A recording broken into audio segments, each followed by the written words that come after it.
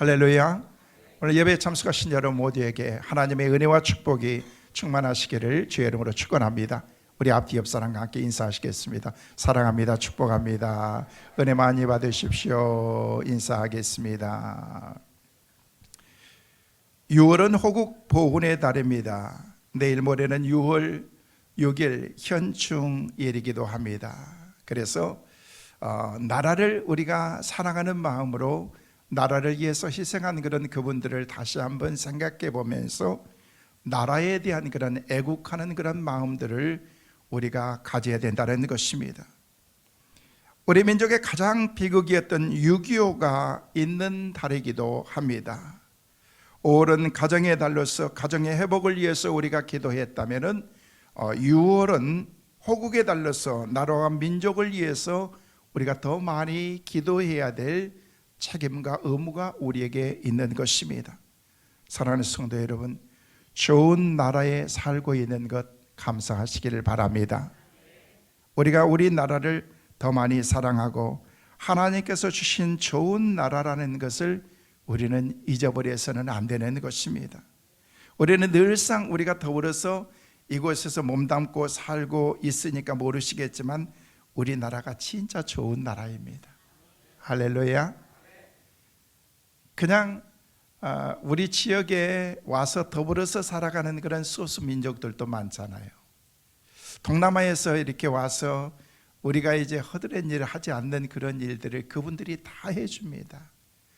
어떤 신분적인 그런 보장도 되어 있지 않는 가운데 그들이 와가지고 굳은 일마다 하지 않고 열심히 일하면서 그들이 우리를 바라보는 그런 시각은요, 얼마나 대한민국 국민으로서 참 좋겠다. 오래전에 우리가 가난하고 힘들고 어렵게 살았을 때 저기 중동에 모래바람이 이는 그런 중동 사막 뜨거운 그 지역에 나가서 40도가 가까운 그런 그 지역의 뜨거운 날씨에서 열심히 일하고 그리고 애아를 벌어서 와서 우리 가정에 또 행복을 꿈꾸면서 나갔던 그런 우리 근로자들을 우리는 생각할 수가 있습니다. 마치 그들처럼 그들도 우리나라에 와서 몇 년만 고생하면은 자기 나라에서 벌 수 없는 그런 그 돈을 우리에게는 별것 아닌 것 같지만은요, 그들에게는 많은 어떤 그런 부를 한순간에 얻을 수 있는 그런 어떤 여건들이기 때문에 그런 것을 마다하지 아니하고 열심히 근면하면서 일하는 모습을 볼 수가 있습니다. 그들에게 우리들에게 갖는 그런 마음은 참 좋겠다. 한국 사람들은 좋겠다. 한국의 신분이 내게 주어지면 참 좋겠다라는 그런 그 마음을 그들은 갖는다는 것입니다. 근데 우리는 여기에 살면서도 하나님이 내게 주신 그런 은혜가 무엇인지 때로는요, 그것을 잊어버리면서 살 때가 많다는 것입니다. 우리에게는 나라를 사랑하는 마음이 있어야 됩니다. 그것이 바로 애국인 것입니다. 요즘 많은 사람들이 우리나라가 참 대단한 그런 나라다, 대단한 민족이다 라는 그런 말씀들을 많이 하고 세계 전 세계 모든 나라들이 경이적인 그런 눈으로 깜짝깜짝 놀라면서 우리나라를 보고 있다는 것입니다. 얼마 전에 미국에서 목회하시는 한 목사님이 안식년을 맞아서 한국에 오셨어요. 그래서 오랜만에 그 사모님과 함께 만나서 식사하고 교제하면서 이런저런 얘기를 하는데 그 목사님이 얘기를 하는 거예요. 와, 한국 진짜 놀랍다는 거예요. 그냥 실질적으로 잠깐 왔다 가는 것은 한 번씩 왔지만은 한 10여 년이 넘는 그런 오랜 세월 동안 와가지고 이제 오랜만에 한국에 와서 여기서 묵고 거하면서 지내면서 느끼는 게 뭐냐면요, 우리 대한민국이 정말 대단하다는 것입니다. 지금 남의 나라 이야기한 게 아니고 우리나라 얘기하고 있습니다. 우리나라가 대단하다는 것입니다. 그러면서 그러는 거예요. 아니, 자기가 아파트에서 한 달 동안 거기서 누가 얘기해 주어서 머물러서 있는데 아파트에서 나와서 딱 내려와서 보니까 자기 집 앞에 하단 쪽에 그냥 큰 그냥 그 운동기구부터 시작해서 다 있고 그래가지고 운동기구부터 시작해가지고 밤늦게 그냥 전화 한 통이었더니요, 한 15분 20분 만에 그냥 맛있는 뜨끈뜨끈한 그런 음식이 막 배달되고 막 그냥 그런 것들을 보면서 입이 그냥 쫙 벌어져.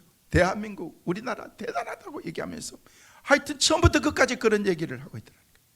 오늘 이제부터는요, 이제는 여러분의 입술을 통해서 우리나라 대한민국 대단, 옆 사람 같이 한번 인사하세요. 우리나라 대한민국 대단한 나라에서 당신 살고 있다고 지금. 네? 맞아요, 진짜 대단한 거요, 여러분. 얼마 전에 6.25 전쟁에 참전했던 그런 에티오피아의 아주 이제 군인이었던 그런 그분이 우리 대한민국에 찾아왔어요. 6.25 전쟁 때 에티오피아에서 우리나라의 유엔군으로 참여해서 우리나라를 지키겠다고 하는 그런 그 20대 젊은 나이에 와서 우리나라를 봤던 그런 그 모습 가운데에서 우리의 그때의 모습과 지금의 모습을 보면서 그 사람이 찾아와서 하는 얘기가 천지개벽이라는 말로도 한국에서 일어나는 일들을 다 표현할 수 없다라고 그렇게 얘기했다는 것입니다. 여러분, 이게 우리나라의 6.25 때 참전했던 그런 사람들이 보았던 그런 현실인 것입니다. 다 폐허가 되고 서울시도 그렇고 서울시뿐만 아니라 전 지역의 국토가 다 폐허가 되고, 야, 이런 나라가 어떻게 살 수 있을까라는 그런 생각을 가졌는데, 오늘 현대 변화된 그런 한국의 모습을 보면서 이것은 천지개벽으로도 이것은 다 표현할 수 없는 그런 나라가 되었다라고 그렇게 그 사람이 얘기하면서, 에티오피아는 아직도 정말로 낙후된 그런 그 지역에 살아가는 그들의 현실을 보면서 어떻게 대한민국에 이렇게 바뀔 수 있을까라는 그런 생각을 갖게 되었다는 것입니다. 이 사람이 6.25 전쟁 때 우리나라에 왔었으니까 지금의 그 모습은 상상하지 못했을 것입니다. 오래전에 제가 미국에 있으면서 목회하면서 우리나라의 피겨 여왕이라고 얘기하고 전 세계에 그냥 피겨 여왕으로 휩쓸었던 그런 우리가 잘 아는 김연아 선수가 그때 멋있게 피겨 여왕으로서 금메달을 땄습니다. 금메달을 땄던 그런 그 자리에 옆에서 눈물을 흘렸던 은메달을 딴 아사다 다모라고 하는 그런 그 여인이 있었습니다. 저는 외국에서 보면서 그 모습을 보면서 많은 것들을 교감이 오고 가는 그런 그 모습을 볼 수가 있었을까? 그 모습은 어떤 눈물이었을까? 그 모습을 보면서, 그 장면을 보면서 저는 그 장면을 보면서 감회가 남달랐습니다. 특별히 나라를 잃었던 그런 서름이 있었던 그런 100여 년 전의 후에 우리나라가 정말 전 세계의 모든 면에서 스포츠나 경제나 문화나 할 것 없이 모든 면에서 우리나라가 앞서가고 있는 그런 그 모습을 보면서 100여 년 전에 우리의 석국이었던 그런 그 나라에게 금메달을 빼앗겼을 때의 그 눈물의 그 아픔이 아니었을까라는 그런 생각들을 가져보게 된 것입니다. 눈물을 흘리는 그런 그 교감되는 그런 그 모습의 사진을 보면서 LA 타임즈에 있는 그런 기자가 그런 기사를 쓰는 것을 보았습니다. 우리나라가 일본에게 안갚음을 했을 것이다 라는 그런 정말로 지나친 그런 표현이지만 일본 사람들이 그 광경을 보면서 그 마음이 어땠을까?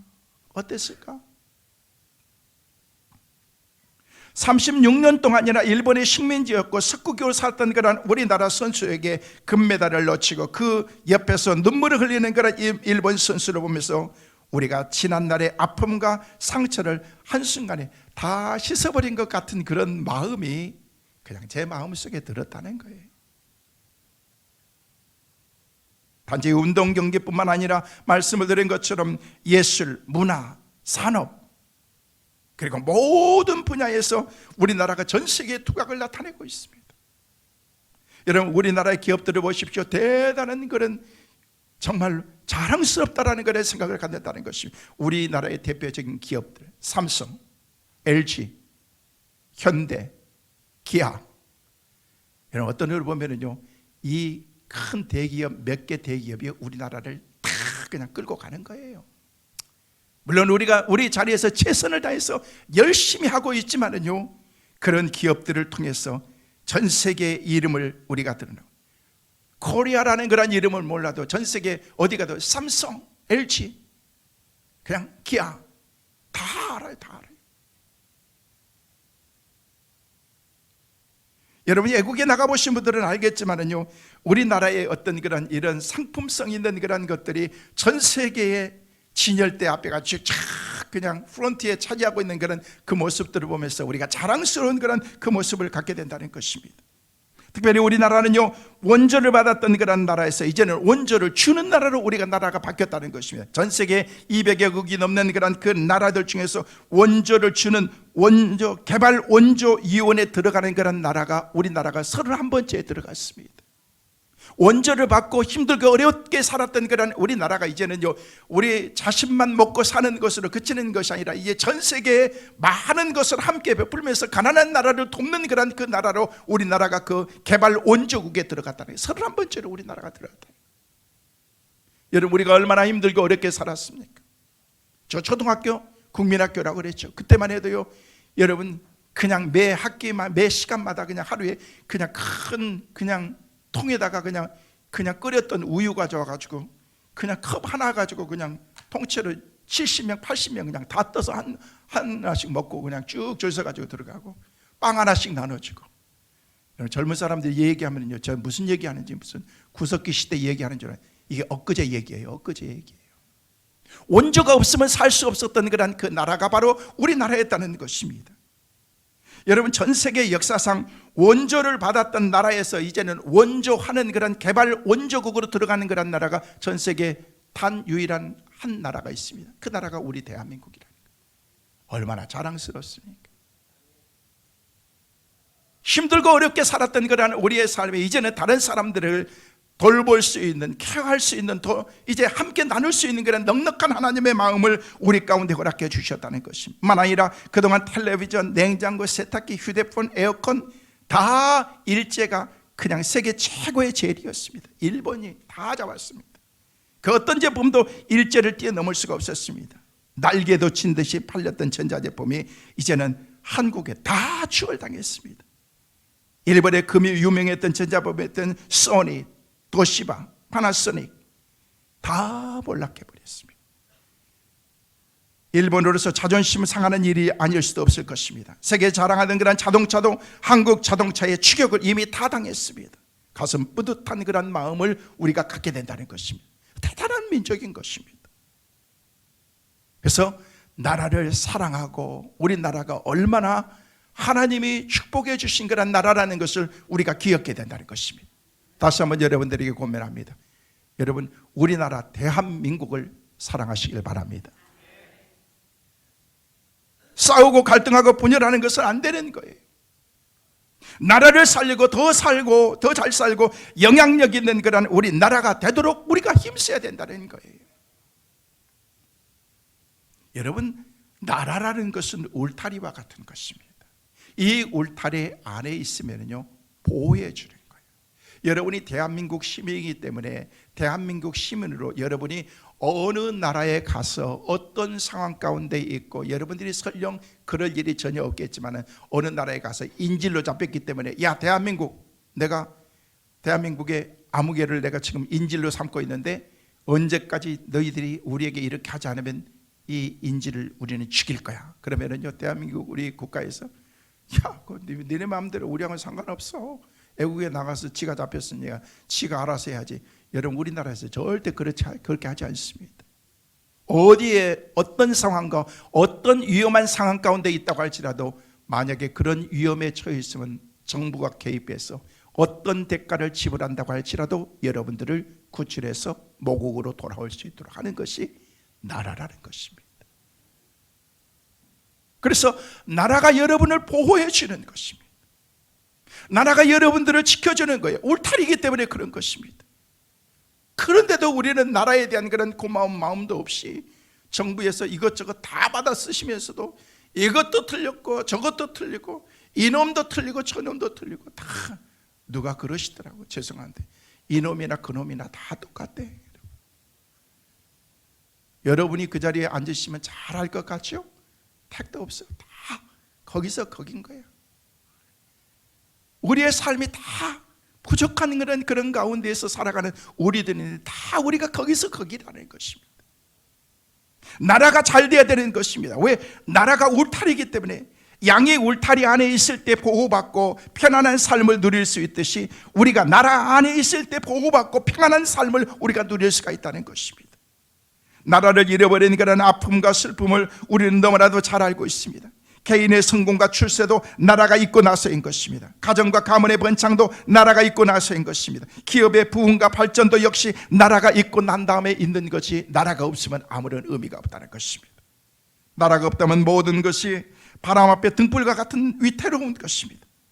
오늘 우리 주변에 돌아보면요, 여러 사람들이 나라를 염려하면서 걱정하는 사람들도 많습니다. 어떤 사람들은 그래요. 나라 꼴이 말이 아니라고. 예, 맞아요. 그 사람들이 얘기한 것처럼 나라 꼴이 말이 아니라고 생각할 수도 있을지도 몰라요. 그러나 긍정적인 모습을 보시고 좋은 것들, 전 세계 사람들은 다 우리를 주목하면서 대단해, 잘났어, 그렇게 얘기하면서 우리를 칭찬하고 그러는데, 정작 우리는요 맨날 나와서 막 노조 싸우기나 하고 막 이렇게 저렇게 하고. 여러분, 우리가 그럴 때가 아닌 거예요. 우리가 잘 나갈 때 한번 그냥 더 열심히 확 나가가지고 그냥 진짜 누구도 넘볼 수 없는 그런 우리 대한민국이 정말로 우뚝 세워지도록 우리가 함께 힘을 합히고 합쳐서 이렇게 하나님의 나라를 세워나가게 돼야 될 줄로 믿습니다. 그런 은혜가 있게 되시기를 주의 이름으로 축원합니다. 그래요, 여러분들이 말하는 것처럼 나라꼴이 많이 아닐 수도 있을지도 모릅니다. 그렇다고 우리가 나라에 대한 불평과 불만을 갖고 대통령을 욕하고 정치 지도자를 욕하고 우리의 현실을 원망하는 소리로만 현실들을 바라본다면, 여러분, 그런다고 해서 그 문제가 해결될 문제가 아니라는 것입니다. 여러분, 그리스도인으로서 나라를 위해서, 나라를 생각하는 그런 그 마음을 우리가 가져야 되네. 믿음의 사람으로서 나라를 위해서 정말로 헌신했던 우리가 잘 아는 김구 선생님께서 이런 말씀을 하셨습니다. 할 일을 찾는 백성은 흥하고 원망할 것을 찾는 백성은 망한다. 따라하겠습니다. 할 일을 찾는 백성은 흥하고 잘되고 축복받고, 원망할 것을 찾는 백성은 뭐 한다? 망한다. 저는 여러분이 흥하고 잘 되시기를 바랍니다. 망하면 안 돼요. 발 나와 있어. 원망하면 망한다는 거예요. 불평하면 망한다는 것입니다. 늘 말씀드리지만요, 긍정적인 마인드를 가지세요. 부정적으로 삶을 살지 마세요. 제가 애언하건대 부정적인 사람들은 절대 성공할 수 없습니다. 인생이 꼬입니다. 오늘부터는요, 긍정적으로 사시길 바랍니다. 믿음으로 사시길 바랍니다. 따라하겠습니다. 좋은 것 생각하고, 좋은 것 보고, 좋은 것 듣고, 좋은 것 말하면 좋은 사람 됩니다. 믿으시면 아멘. 시작.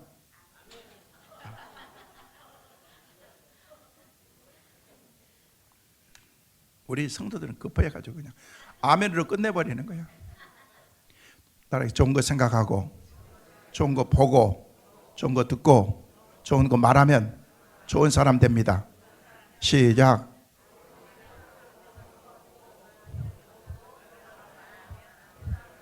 할렐루야.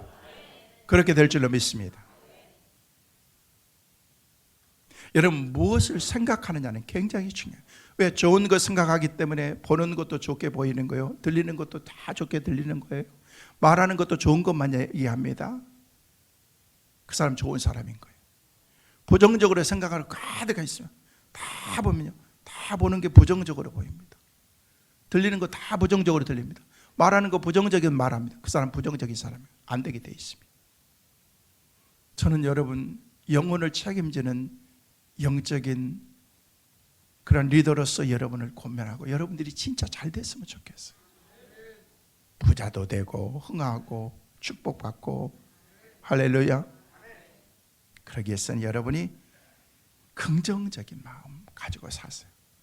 원망할 것을 찾는 백성은 망한다, 망한다 여기 있습니다. 여러분, 이 말씀을 잘 새겨야 됩니다. 우리는 많은 말보다도 묵묵히 나라를 위해서 기도하고 나라를 사랑하고 귀하게 여기는 마음이 우리 마음속에 필요하다는 것입니다. 애국하고 나라를 위해서 헌신한 사람들이 필요한 것입니다. 우리 그리스도인들이 이를 위해서 앞장서야 된다는 것입니다. 나라를 사랑하는 그런 마음이 내게 있어야 된다는 것입니다. 우리에게 나라가 없다면 행복이 있을 수가 없습니다. 자녀가 부모를 떠나면 행복할 수가 없습니다. 하나님의 자녀들이 하나님을 떠나면 행복할 수가 없습니다. 지금 많은 사람들이 예수라고 하는 그런 그 울타리에서 우리가 살아가는데, 그 예수라고 하는 그런 그 울타리를 벗어나면 시원하고 자유롭고 평안하고 재미있고 즐거울 줄 알고 있습니다. 여러분 경험 다 해보셨잖아요. 절대 그렇지 않습니다. 사실 우리는 부모만 떠나면 자유롭게 행복할 것이라고 생각하는데요, 하나님이 나를 감시하지 않으면요 내가 살 것 같은데요, 하나님이 감시하셔서 여러분 이만큼 사는 거예요. 여러분 우리가 몸이 불편하고 진짜 힘들고 그러니까요, 죄송한데 마눌 일도 별로 생각이 안 나더라고. 보니까 마누라도 생각 안 나고 자식도 그렇고 엄마가 생각이 나는 거. 엄마가 아프니까. 이제는 나이 다 늙어가지고 우리 어머니나 나나 같이 늙어가는데 아프니까 어머니가 생각이 나는 거예요. 부모라고 하는 그런 그 울타리 안에서 우리가 성장하고 살았기 때문에 그런 것입니다.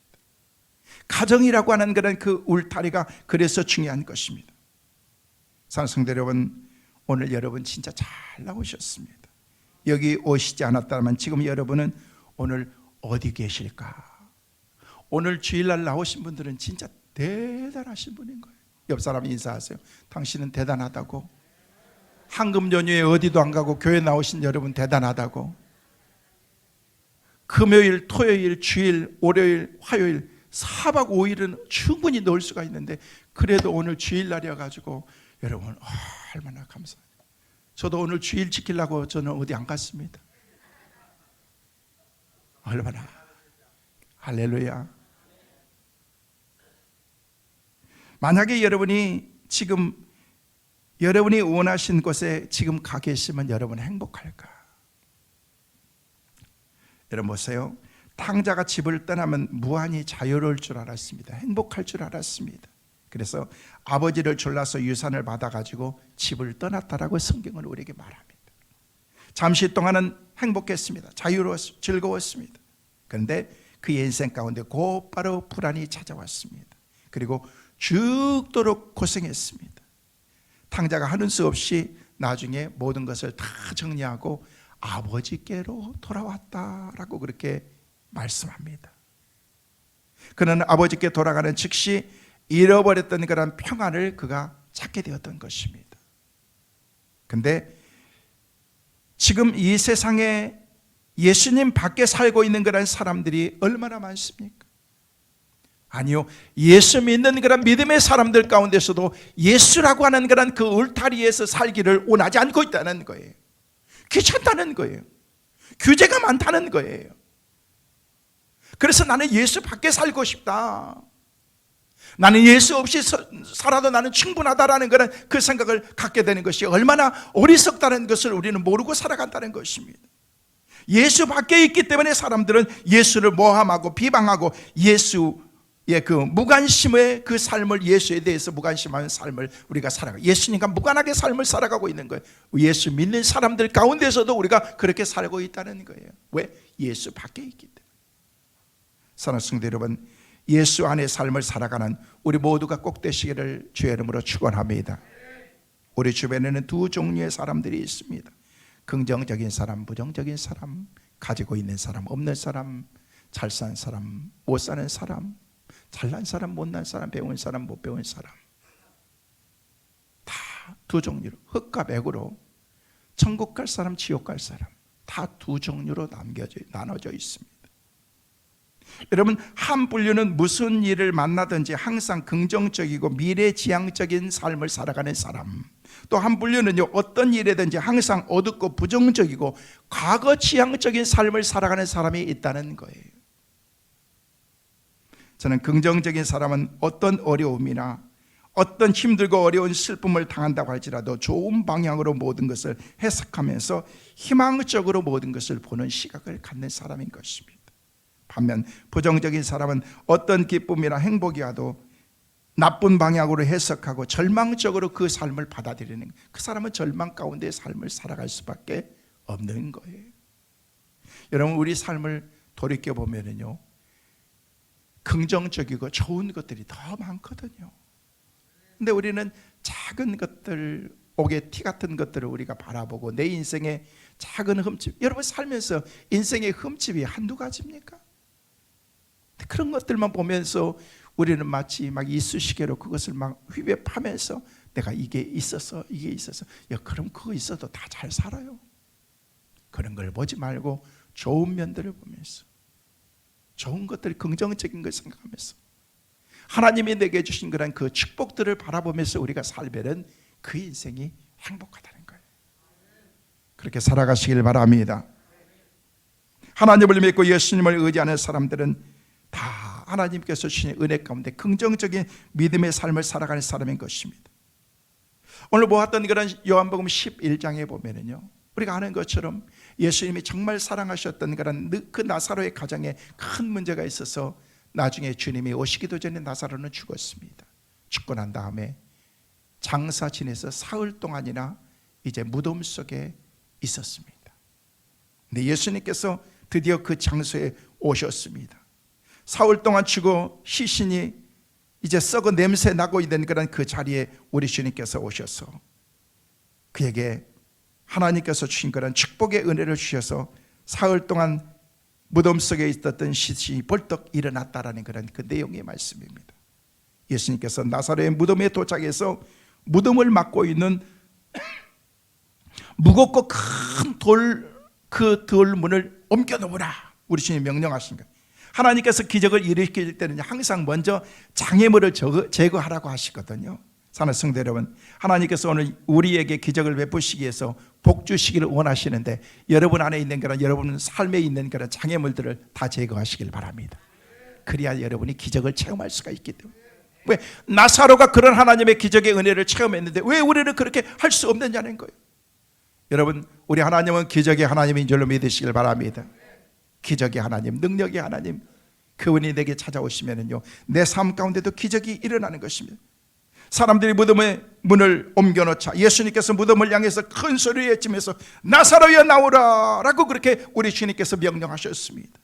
예수님께서 죽음의 권세를 향해서 큰 소리로 명령하신 것입니다. 그러자 놀랍게도 죽었던 나사로가 벌떡 일어나서 살아나는 그런 놀라운 역사가 있게 된 것입니다.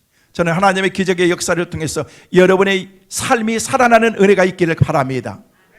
죽어있는 것 같은 그런 우리의 삶이 영혼이 소성하고 가정들이 살아나고 여러분의 자녀들이 살아나고 모든 심체되었던 것들이 하나님의 은혜 가운데서 살아나는 은혜가 있기를 주의 이름으로 축원합니다. 그러기 위해서는요, 장애물들을 다 제거해야 됩니다. 내 삶에 하나님의 축복을 받는 그런 장애물이 있다고 하면 그 모든 것을 다 정리해 버려야 된다는 거예요. 기적이 일어날 것입니다. 성도 여러분, 저는 오늘 이곳에 오신 여러분 모두가 기적을 경험하기 위한 준비를 하시고 장애물이 있다면 그 장애물들을 다 제거하고 기적의 주인공들로 살아가는 은혜가 있기를 주의 이름으로 축원합니다. 내 삶에 우리 주변에 그런 기적이 일어났다면 얼마나 놀랐습니까? 그 기적의 현장에 있었던 사람들의 모습을 오늘 우리는 발견할 수가 있습니다. 간단하게 세 가지를 말씀을 드립니다. 첫째로, 그 기적의 현장에 있었던 그런 그 사람들의 모습 가운데 부활을 본 사람들은 예수님을 믿는 축복의 은혜가 그들 가운데 있게 되었다는 거예요. 죽어서 3일 동안 무덤 속에 갇혔던 그런 나사로가 살아나면서 무덤 밖에 걸어 나왔을 때 주변에 많은 사람들이 충격을 받았습니다. 만약 우리가 그 현장에 있었다면 얼마나 우리가 놀랐겠습니까? 나사로의 부활을 목격한 사람들은 마음속으로 와, 예수님 특별한 분이다, 정말 하나님의 아들이구나, 예수님은 죽음의 권세를 깨뜨리신 분이구나 라고 그렇게 생각했을 것입니다. 그러나 오늘 본문 말씀 보니까 모든 사람들이 다 그렇게 생각하지는 않았다는 거예요. 죽은 나사로가 살아나는 현장을 목격하고 예수님을 믿는 영접하는 사람들이, 무리들이 많이 있었지만, 거의 많이 있었지만 그 가운데 몇 사람은요, 그렇지 못하는 사람들도 있었다는 거예요. 기적의 현장에 있으면서 어떤 사람은 기적을 보는데 체험하는데 어떤 사람은 기적과는 무관하게 삶을 살아가고 있다는 거예요. 오늘 이 자리에 많은 성도들이 있지만은요, 여러분 가운데 어떤 사람은 은혜를 받는 사람이 있는가 하면 어떤 사람은 은혜와 전혀 무관하게 앉아 계신 분도 있을 수도 있다는 거예요. 없으면 감사하죠. 오늘 본문 말씀을 보니까 모든 사람들이 그렇게 생각하지 않았다는 사실을 알 수가 있는데 45절 말씀, 자 오늘 본문을 보십시오. 본문 45절 말씀에 뭐라고 말씀하신지 함께 읽습니다. 마리아에게 와서 예수께서 하신 일을 본 많은 유대인들이 그를 믿었으나 라고 그렇게 말하고 있습니다.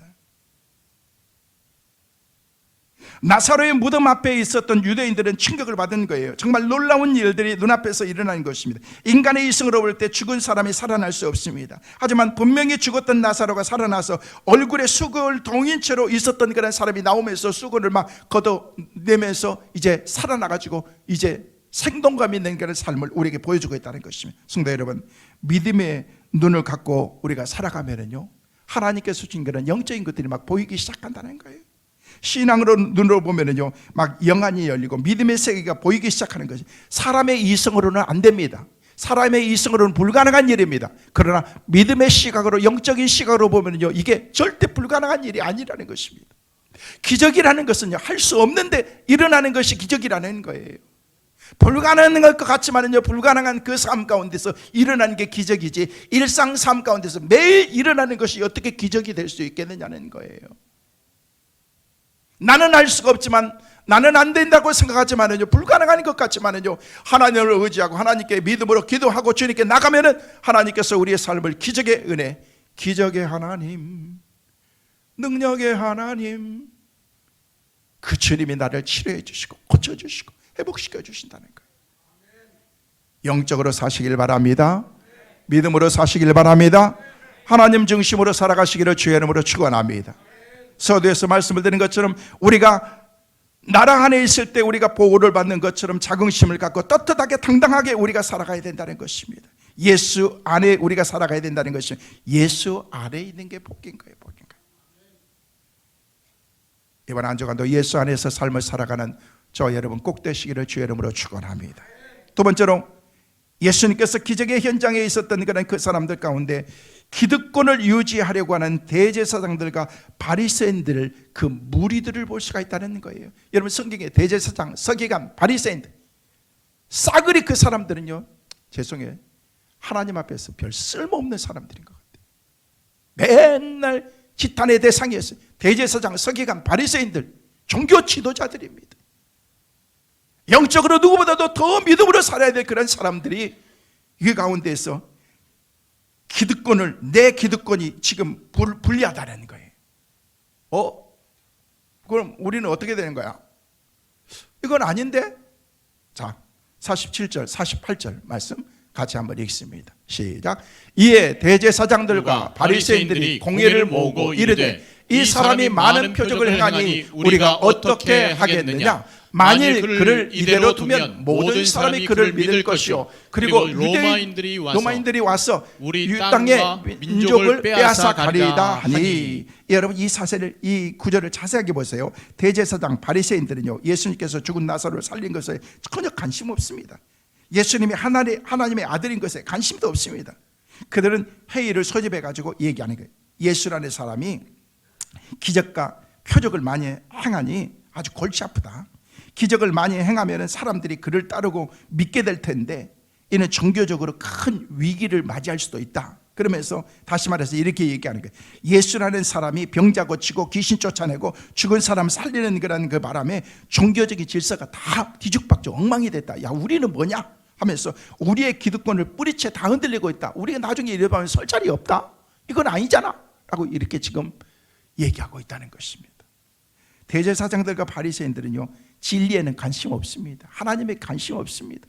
다른 사람이 어떤 기적의 은혜를 가졌던 것은 관심 없습니다. 기득권에만 관심이 있는 거예요. 이건 아니잖아. 그럼 우리는 아니잖아. 여러분, 만약에 그 나사로가 자기의 자식이었다면 그럼 그런 얘기 했겠어요? 내 친척이었다면 그런 얘기를 했겠습니까? 내 자리가 중요한 것이 아니고, 우리가 꼭 어디서 정치하는 사람들의 모습 가운데서 많이 보는 얘기 있잖아요. 그 잘하고 못하고 사람들이 죽고 살고 이건 관심 없습니다. 우리 당이 살아야 되고 우리의 어떤 그런 위치가 중요하고, 내가 그냥 다 갈아서 가루가 돼서 내 삶을 희생하는 일이 있다고 할지라도 백성이 잘 되고 국민이 잘 되고 사람들이 살 수 있다면요, 내가 희생하는 그런 마음들을 가져야 되는데 기득권 싸움들을 갖고 있다는 것입니다. 그렇기 때문에 많은 사람들이 낙심하면서 실망하고 그러지 않습니까? 여러분, 그게 아니라 내 기득권을 내려놔야 됩니다. 교회 안에서도 그렇습니다. 여러분의 기득권을 내려놓으세요. 내가 이 장로인데, 그냥 내가 권사인데, 내가 그래도 천막교회 출신인데 하면서 이제 금방 와가지고 까불고 있어요. 막 그렇게 하면서 내려놓으세요. 다 내려놓고 주님 앞에 모든 것은 하나님의 은혜입니다. 따라하겠습니다. 나의 나 된 것은 하나님의 은혜입니다. 할렐루야. 하나님의 은혜라는 생각을 해야 됩니다. 그들의 또 다른 관심은 정치적인 것이었습니다. 그들은 로마 사람들로부터 분할 정치권을 이렇게 유인받아서 백성들을 통치하고 있었는데, 만약 이것이 뒤집어지는 날에는요, 자신들의 입지가 궁색해지고 힘들고 어렵다는 그런 사실을 알고서 그렇게 하고 있는 것입니다. 여러분, 이 사람들의 모습을 보면서 내 모습을 봐야 되는 거예요.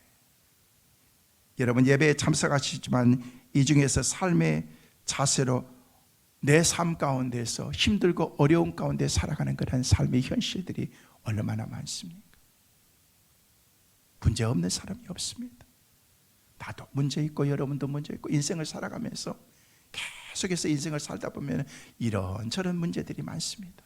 네, 나 자신만 생각하는 것이 아니고 공동체 안에서는 공동체, 가정 안에서는 가정, 그런 마음을 가지면서 서로를 향한 배려하는 그런 마음을 가질 때, 죄송합니다, 저는 여러분들이 이곳에 계신다고 할지라도 다 100% 성령 충만하고 구원의 확신을 가졌다라고 그렇게 생각하지는 않습니다. 성령 충만하고 구원의 확신을 다 가져야 됩니다. 성령 세례가 우리 가운데 임해야 됩니다. 십자가의 사랑을 체험해야 됩니다. 그래야 천국 백성으로 우리가 살아갈 수가 있기 때문에 그렇습니다. 대제사장들이나 바리새인들처럼 진리에 대한 관심 없고 오직 정치적인 목적으로 예수님을 저울질하는 그런 사람들은 하나님 앞에 회개해야 됩니다. 바로 서야 됩니다. 예수를 죽이려고 모의하기 시작했다.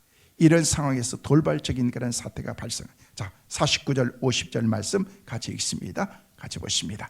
그 중에 한 사람, 그 해의 대제사장인 가야바가 그들에게 말하되 너희가 아무것도 알지 못하는도다. 한 사람의 백성을 위하여 죽어서 온 민족이 망하지 않게 되는 것이 너희에게 유익한 줄을 생각하지 아니하는도다 하였으니, 그의 대제사장들과 바야가 예상 밖에 예언을 했습니다. 이 예언은 대제사장들과 바리새인들에게 불리한 것이었지만 예수님에 대해서 예언한 것입니다. 그랬을 때 이제 예수님께서 하시는 그런 일은요, 단 한 가지였습니다. 우리 예수님께서는 그 뒤에 말씀해 보니까 이날부터 예수님에 대한 그런 핍박이 본격적으로 시작이 돼요. 이게 바로 십자가의 길이거든요.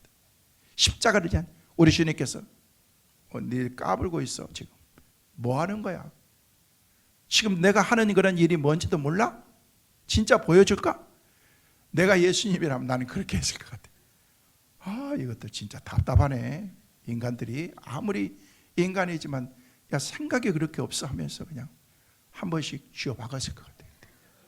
우리 주님께서는 조용히 뒤로 물러가시면서 그러고 난 다음에 어떻게 하셨어요? 그 가운데 그 사람들을 상대할 필요가 없습니다. 왜? 주님이 가셔야 될 그 길은 그들이 생각하는 그 길이 아니었기 때문에. 그래서 우리 주님께서는 조용히 묵묵히 주님께서 가기 시작한. 자, 53절 말씀 한번 같이 한번 보실까요?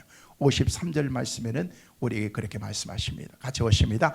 이날부터는 그들이 예수를 죽이려고 모의하니라. 그때부터 예수님을 십자가에 막 모진 그런 핍박과 여러 가지 모함을 하면서 예수님께서 가셨던 그런 십자가의 길을 그들이 이제 준비하게 되는 것입니다.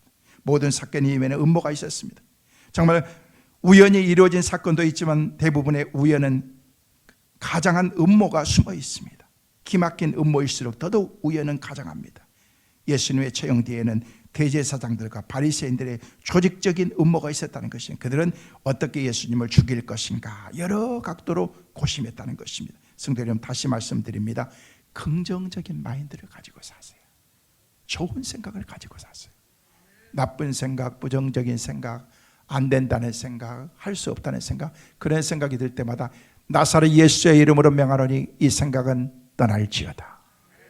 예수의 이름으로 축복하고 주님이 기뻐하시는 그런 삶을 살아가는 은혜가 있게 되시기를 주의 이름으로 축원합니다. 마지막으로 그 위기의 상황 가운데 우리 주님께서는 그 주님의 그 모습을 우리에게 보여주고 있습니다. 우리 인간은요, 삶에서 위기가 한두 번이 아닙니다.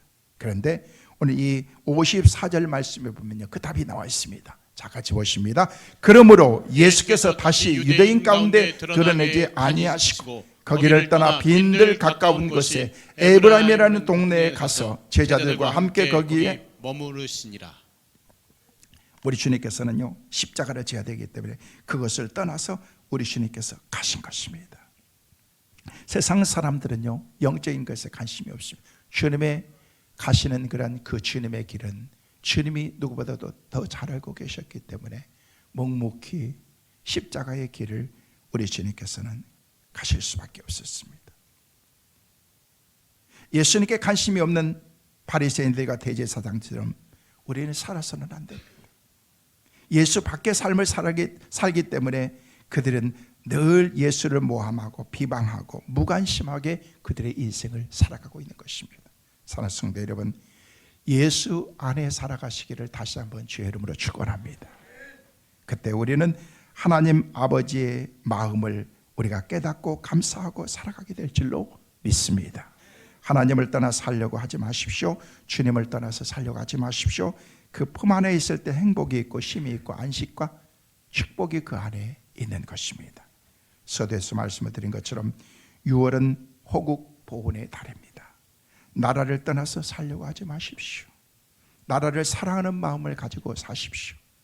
한 가지 이야기만 드리고 오늘 말씀을 마치려고 합니다. 1967년 이스라엘과 이집트, 시리아, 요르단 연합군대 사이에 벌어진 제3차 중동전쟁이 일어났습니다.